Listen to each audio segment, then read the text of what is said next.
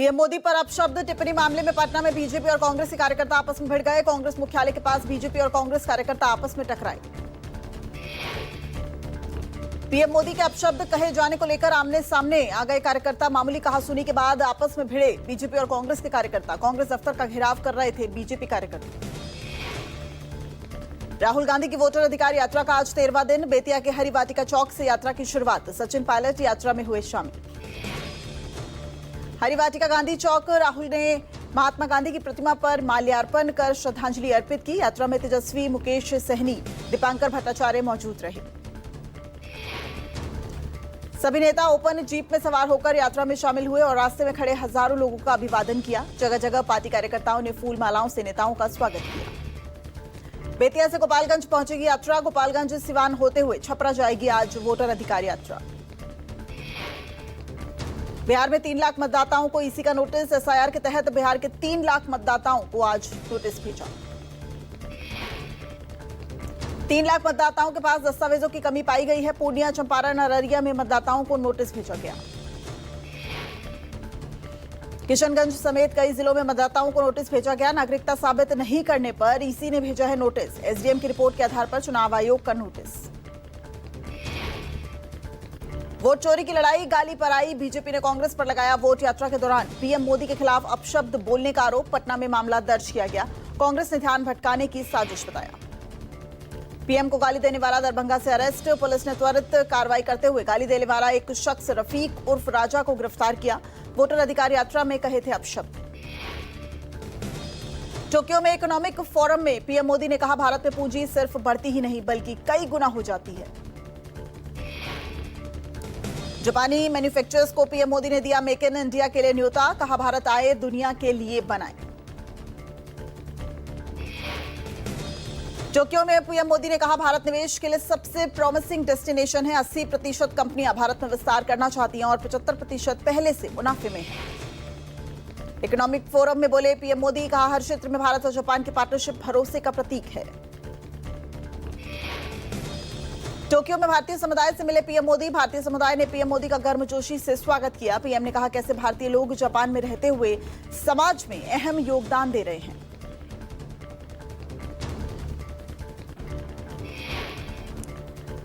मराठा आरक्षण को लेकर मुंबई पहुंचा मनोज जरांगे पाटिल का मार्च। ओबीसी कोटे के तहत 10% आरक्षण देने की मांग।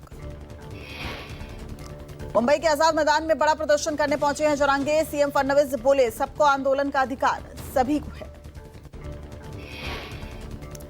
आंदोलन को देखते हुए दक्षिण मुंबई में पुलिस ने बैरिकेडिंग और ट्रैफिक डायवर्जन किया। भाईखला के पास आंदोलनकारियों को रोके जाने पर भारी ट्रैफिक जाम हो गया।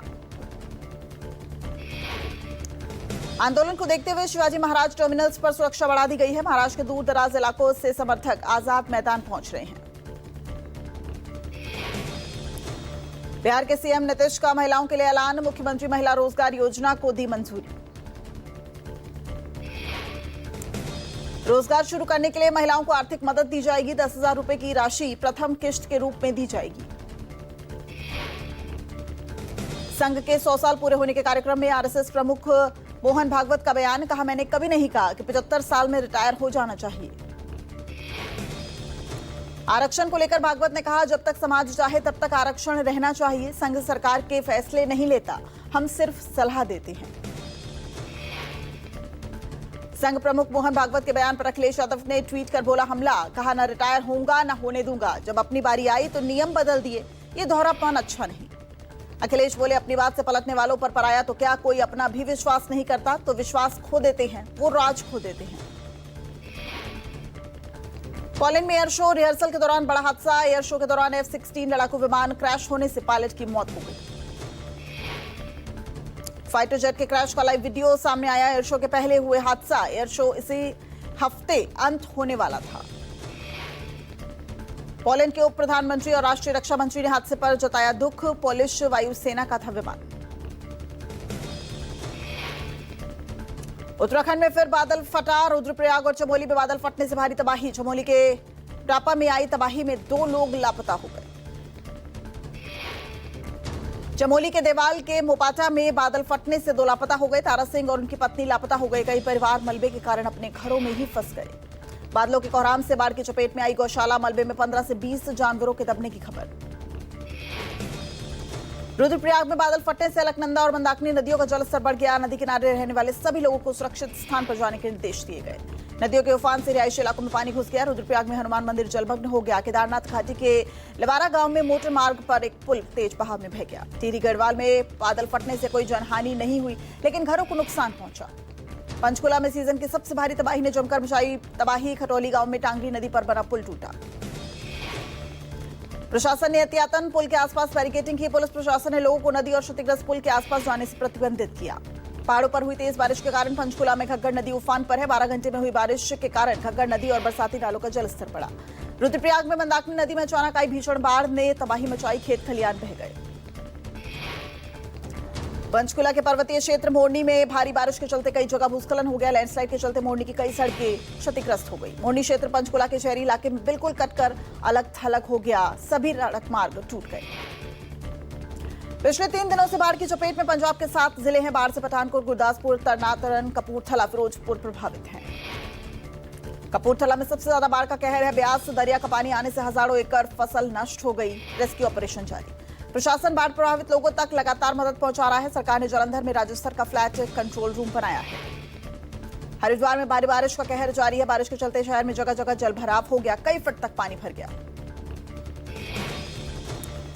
रानीबाग के भीमताल मार्ग पर पुलिस के पास आया भारी मलबा। यातायात ठप। लगातार हो रही बारिश के कारण सड़क पर आया मलबा। यमुनानगर पहाड़ों पर बरसात के चलते सोम नदी फिर से उफान पर है। नदी का पानी लगातार बढ़ रहा है और इलाकों 2 युवकों से अश्लील हरकत करने पर तथाकथित साधु की पिटाई हुई। किशोर ने साधु की पुलिस से शिकायत की। घटना का पता चलने पर भीड़ ने मारपीट। भारत नेपाल के जोगबनी बॉर्डर पर पुलिस ने बड़ी कार्रवाई की। 195 ग्राम स्मैक के साथ मोहम्मद जावेद को गिरफ्तार किया गया। सड़क पर चेकिंग अभियान के दौरान पुलिस को मिली कामयाबी। पुलिस ने आरोपी से शुरू की पूछताछ। बिहार के बक्सर में राजपुर सुरक्षित विधानसभा सीट पर सम्मेलन का आयोजन किया गया। सम्मेलन के दौरान जदयू और बीजेपी के लोगों के बीच नोकझोंक हुई। जदयू और भाजपा के नेताओं को मनचाहे लोगों पर ही मंच पर चढ़ने को लेकर हुआ मतभेद। आपसी कलह पर बोले सांसद जनार्दन सिंह सिंग्रीवाल। कहा पार्टी और गठबंधन में अंतर कलह की जगह अपनी बात कहने की जरूरत है। दिल्ली पुलिस की साइबर सेल ने एडमिशन फ्रॉड गिरोह के 2 आरोपियों को गिरफ्तार किया है। पुलिस ने आरोपियों से 1.5 करोड़ रुपए नकदी बरामद की है। आरोपियों के पास से 6 मोबाइल और एक लैपटॉप जब्त किया गया। ही आरोपी लोगों को नामी कॉलेज और यूनिवर्सिटी में मैनेजमेंट कोटा के नाम पर एडमिशन दिलाने का झांसा देते थे।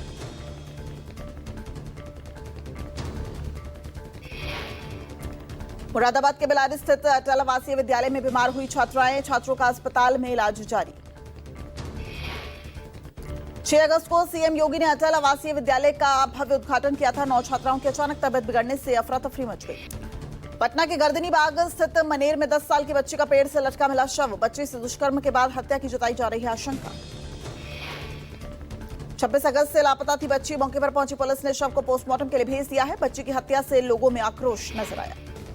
घटना के विरोध में स्थानीय लोगों ने चक्का जाम कर दिया। आगजनी की, लेकिन स्थानीय विधायक भाई वीरेंद्र को समझाने पर जाम हटाया। प्रयागराज में बीजेपी नेता रणधीर यादव की हत्या का खुलासा हुआ है। पुलिस ने 2 आरोपियों को गिरफ्तार किया है। घटना के अन्य आरोपियों की तलाश में जुटी है स्थानीय पुलिस। दोस्त की पत्नी से अवैध संबंध बनाकर हत्या की वजह जाननी चाहिए।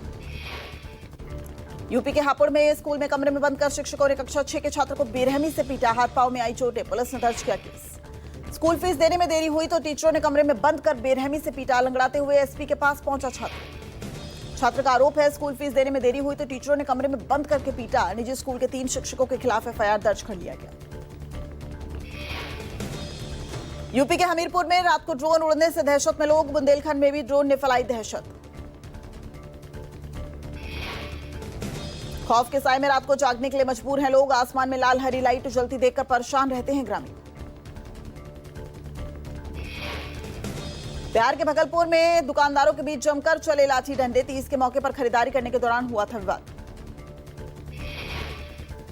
लखनऊ में एलजी को सौभाग्यम अपार्टमेंट के लिफ्ट में फंसे 3 लोग। 20 मिनट बाद लिफ्ट का दरवाजा तोड़कर लोगों को निकाला गया। आरडब्ल्यूए ने मेंटेनेंस कंपनी को। भिंड में बीजेपी विधायक ने कलेक्टर पर हाथ उठाया, गाली दी। खाद्य संकट को लेकर कलेक्टर के बंगले के बाहर किया प्रदर्शन।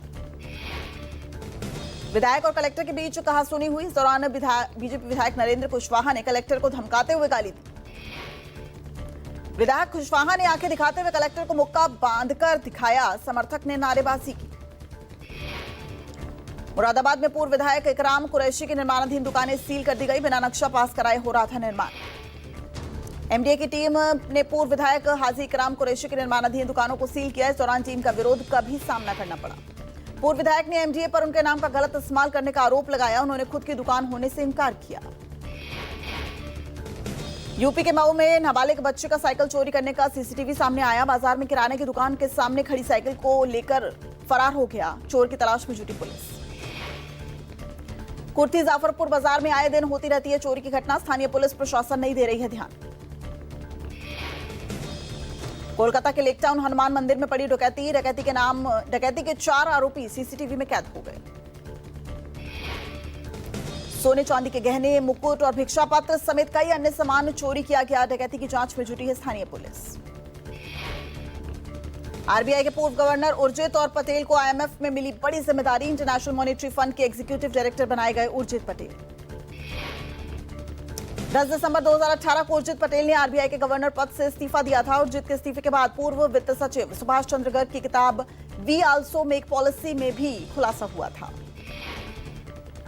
उर्जित के खिलाफ पीएम मोदी ने यह टिप्पणी 14 सितंबर 2018 को एक आर्थिक समीक्षा बैठक में की थी। सुभाष गर्ग के अनुसार पीएम मोदी ने कहा, उर्जित पटेल पैसे के ढेर पर बैठने वाले सांप हैं।